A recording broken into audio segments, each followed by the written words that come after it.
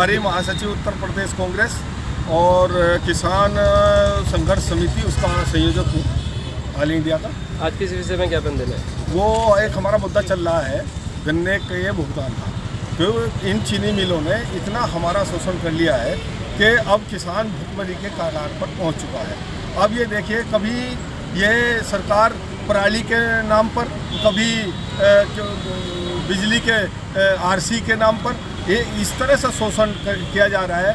हमारा कहना ये है कि पहले हमारे पैसे तो दो, हम तो सब काम करने के लिए तैयार हैं, लेकिन खुली चेतावनी है आज इस माध्यम से हम देना चाहते हैं कि पराली के नाम पर अगर किसी भी किसान के साथ अत्याचार हुआ या उसके खिलाफ FIR हुई तो अब की बात प्रशासन की ईंट सहित भिड़ा दी जाएगी। हम लोगों ने कल ही टपरी में हमने एक पंचायत करी थी, उसमें हमने तय कर लिया है कि जो है पराली के नाम पर अगर प्रशासन किसी की भी FIR करेगा तो ये ठीक नहीं होगा और उसके विरुद्ध हमें आंदोलन करना पड़ेगा।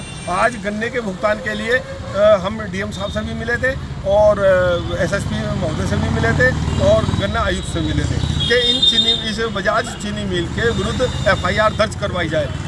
शासन ने, सरकार ने भी ये कहा था कि 14 दिन के बाद अगर कोई चीनी मिल गन्ने का भुगतान नहीं करेगा तो उसके विरुद्ध हम FIR दर्ज करेंगे। लेकिन ये सरकार झूठी सरकार है, इन्होंने, इतने मक्कार लोग हैं, इन्होंने अब तक किसी भी चीनी मिल के विरुद्ध कोई कार्रवाई नहीं की। तो आज उसी सिलसिले में कमिश्नर साहब से बात हुई थी, कमिश्नर साहब से मिलने के लिए आए हुए हैं कि वो इसके खिलाफ चीनी मिल के FIR दर्ज करवाएं और नहीं तो हम फिर आंदोलन के लिए बातें।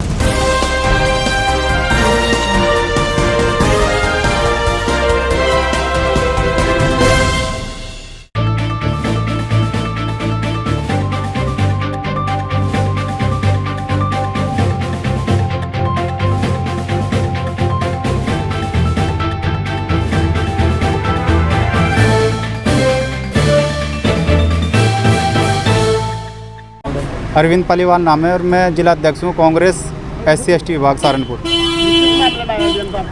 हम जो DM साहब से मिलने के लिए आए, हमारा जो प्रतिनिधिमंडल है आज महामहिम राष्ट्रपति महोदय के नाम एक ज्ञापन प्रेषित किया है और हमारी मांग है, हमारे जो दलित कांग्रेस के प्रदेश अध्यक्ष हैं आदरणीय आलोक प्रसाद पासी जी, उन्हें 13 अक्टूबर की रात 2 बजे असंवैधानिक तरीके से गिरफ्तार कर लिया है आदरणीय योगी आदित्यनाथ जी की सरकार ने, जबकि उनका कोई गुनाह नहीं था।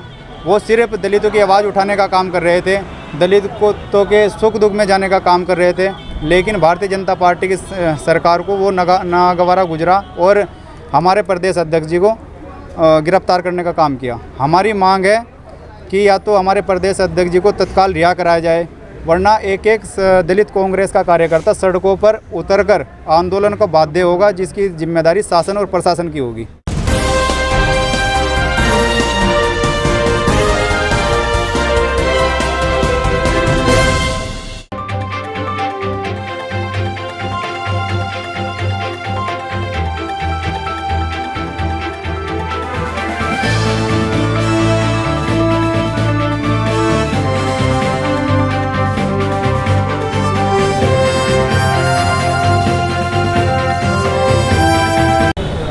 ये लड़का हमारा सुहेल राणा, इसको हमने पार्टी का जिला उपाध्यक्ष बनाया इस आशा और उम्मीद के साथ कि ये समाजवादी पार्टी को मजबूत करने का काम करेंगे। माननीय अखिलेश यादव जी को 2022 में हम लोगों की, सभी की, आम जनता की ये इच्छा है कि वो मुख्यमंत्री बने। उनके मुख्यमंत्री बनाने में जो है युवाओं का जो है बहुत बड़ा योगदान रहेगा, इसलिए हमने उनको जो पार्टी का जिला उपाध्यक्ष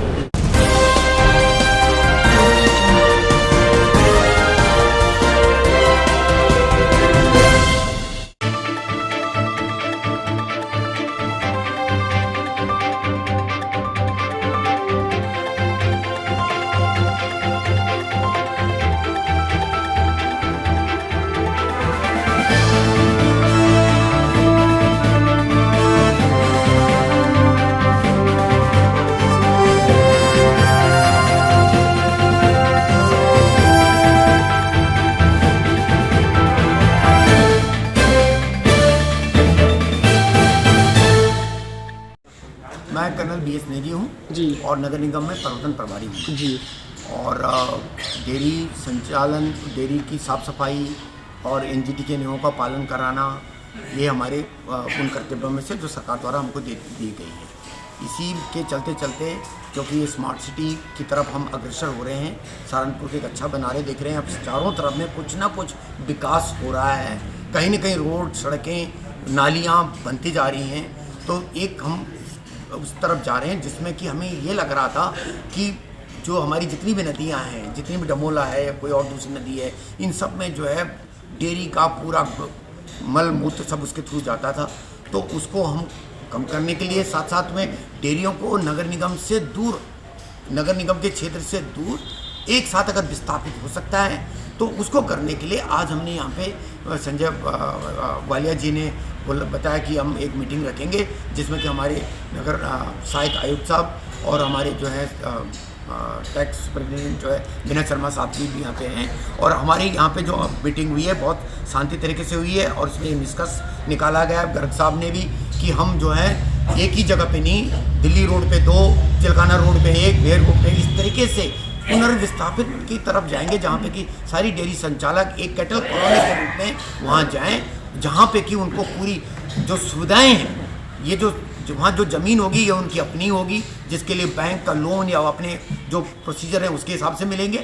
लेकिन वहाँ की जो जो सुविधाएं हैं, रोड है, पानी है, सड़क बनाना, बिजली देना, ये सब जो है या तो सहारनपुर डेवलपमेंट अथॉरिटी करेगा जिला अधिकारी महोदय की तरफ से, या नगर निगम सुविधाओं को वहाँ पे पूरा कराएगा, मुहैया कराएगा।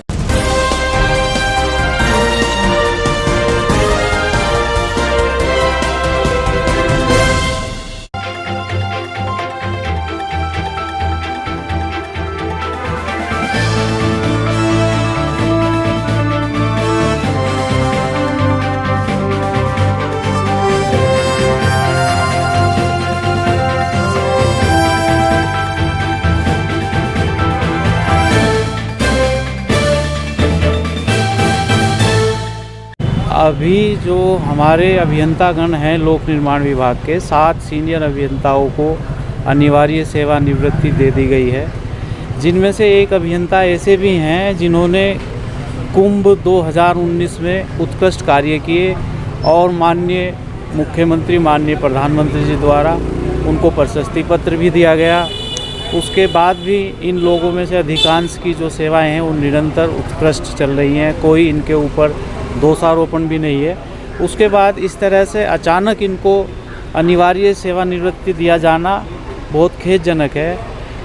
तो हम ये मांग कर रहे हैं कि इस तरह का ना किया जाए और इनका जो सेवानिवृत्ति दी गई है इस पर पुनर्विचार किया जाए।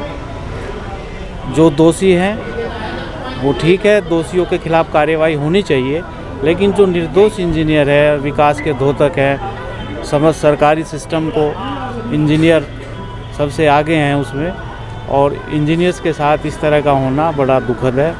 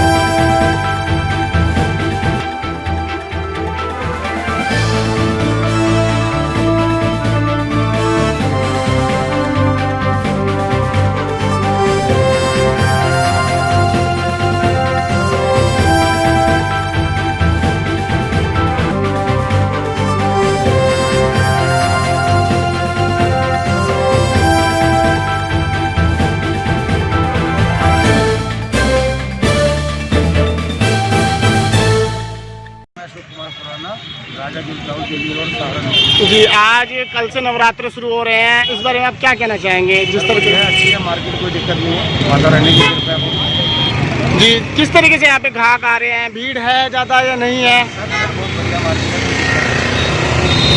कैसा लग रहा है आपको लॉकडाउन में इतने? पहले से तो मार्केट डाउन है ही, फिर भी थोड़ा और ये अच्छा है मार्केट। दुकानदारी का क्या प्रभाव है फिलहाल अभी? फर्क है 70-60% लगा हुआ है पहले से।